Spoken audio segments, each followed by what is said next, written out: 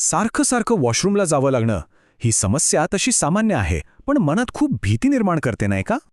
तर आज आपण याच विषयावर बोलणार आहोत, म्हणजे वारंवार लघवी होण्याच्या त्रासामागची खरी कारणं कोणती आणि त्यावर काय उपाय करता येतील हे अगदी सोप्या भाषेत समजून घेणार आहोत.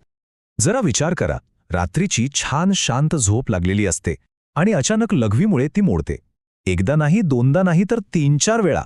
किंवा दिवसाचं बघा, कुठेही बाहेर पडलं की पहिलं टेन्शन वॉशरूमचं, की आता वॉशरूम कुठे असेल. खरंच खूपच त्रासदायक आहे हे. आणि असं व्हायला लागलं की मनात पहिला कोणता विचार येतो? बरोबर, अरे बापरे, मला शुगर तर नाही झाली ना, डायबिटीस तर नाही ना. ही भीती साहजिकच आहे. पण 1 मिनिट थांबा. लगेच कुठल्याही निष्कर्षावर येऊ नका, कारण वारंवार लघवी होणं म्हणजे नेहमीच डायबिटीस असेल असं नाही. यामागे इतरही बरीच कारणं असू शकतात. चला, आज आपण तीच कारणं कोणती आहेत ते समजून घेऊया. तर मग या त्रासाच्या थेट मुळाशी जाऊया. ती डायबिटीसची भीती जरा बाजूला ठेवू आणि या समस्येला नीट समजून घेऊ की हे नेमकं का होतं. बरं, मग डायबिटीस नाही तर दुसरं काय असू शकतं? अशी कोणती सर्वसाधारण कारणं आहेत ज्यामुळे हा त्रास होऊ शकतो? चला, एक एक करून पाहूया. सगळ्यात कॉमन कारण आहे ओव्हर ॲक्टिव्ह ब्लॅडर.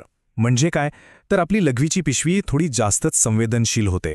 मग दुसरा एक महत्त्वाचं कारण म्हणजे UTI, म्हणजेच युरिनरी ट्रॅक्ट इन्फेक्शन, लघवीच्या मार्गात जंतू संसर्ग होणं. पुरुषांमध्ये अनेकदा वाढलेली प्रोस्टेटची ग्रंथी हे सुद्धा एक कारण असू शकतं. आणि हो, एक अगदी साधं कारण म्हणजे थंडी. हिवाळ्यात कसं घाम कमी येतो, मग शरीरातलं जास्तीचं पाणी लघवी वाटेच बाहेर पडतं, त्यामुळे फेऱ्या वाढतात. आता आपण काही गैरसमज बघूया जे या त्रासाबद्दल पसरलेले आहेत, आणि त्यामागचं खरं सत्य काय आहे हे जाणून घेणं खूप महत्त्वाचं आहे. कारण अर्धवट माहिती जास्त धोकादायक असते. आणि हा सगळ्यात मोठा गैरसमज आहे. लोकांना वाटतं पाणीच कमी प्यायलं की झालं, पण नाही, हे पूर्णपणे चुकीचं आहे. उलट पाणी कमी प्यायल्याने लघवी अधिक घट्ट म्हणजे कॉन्सन्ट्रेटेड होते आणि त्यामुळे ब्लॅडरला आणखी त्रास होतो आणि मग परत जाण्याची इच्छा होते. म्हणून एक गोष्ट पक्की लक्षात ठेवा, शरीराला आवश्यक तेवढं पाणी पिणं अत्यंत गरजेचं आहे. म्हणजे बघा, फक्त सारखी लघवी होत असेल तर त्याची अनेक कारणं असू शकतात, जसं आपण मगाशी पाहिलं. पण जर यासोबतच खूप जास्त तहान लागत असेल, सारखी भूक लागत असेल, तर मात्र हे एक धोक्याचं चिन्ह असू शकतं. मग अशावेळी वेळ न घालवता डॉक्टरांचा सल्ला घेणं अत्यंत महत्त्वाचं ठरतं. चला, कारणं आणि गैरसमज तर आपण पाहिले. आता सगळ्यात महत्त्वाचा भाग, यावर नियंत्रण कसं मिळवायचं. यासाठी काही सोपे आणि व्यावहारिक उपाय आहेत ते बघूया. 3 सोप्या गोष्टी आहेत ज्या नक्कीच मदत करू शकतात. पहिली गोष्ट, ब्लॅडर ट्रेनिंग. म्हणजे काय, तर लघवीची भावना झाल्यावर लगेच न जाता सुरुवातीला फक्त 10 मिनिटं थांबायचा प्रयत्न करायचा. असं केल्याने हळूहळू ब्लॅडरची क्षमता वाढते. दुसरी गोष्ट, आपल्या आहारातले बदल.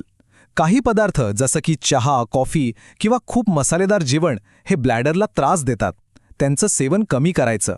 आणि तिसरी खूप महत्त्वाची गोष्ट म्हणजे पेल्विक फ्लोअरचे व्यायाम. यामुळे स्नायू मजबूत होतात आणि लघवीवरचं नियंत्रण सुधारतं.